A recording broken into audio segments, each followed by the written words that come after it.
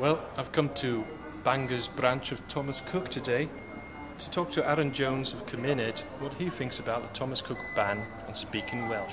So what do you think about this Thomas Cook ban on Welsh? Well, it's a mockery, really. It's a kind of 19th century Victorian approach which should have died out entirely at least 100 years ago. And I think that the strength of the response to this shows that we will not tolerate this kind of offensive attitude towards our language anymore. The days for that are gone. So what do you think of Thomas Cook's statement that they will now speak to at least customers in Welsh? Yeah, well, frankly, they couldn't have come out with anything more condescending. Of course they'll speak to customers, otherwise they'll lose all their money. But the feeling that is some kind of an answer to what we've been saying, well, it's nowhere near. They're still quite clearly flaunting the established codes of practice of the Race Relations Committee, so there's no doubt about it. They can't get away with this, and they won't be able to. Now, how can we avoid this kind of situation in the future?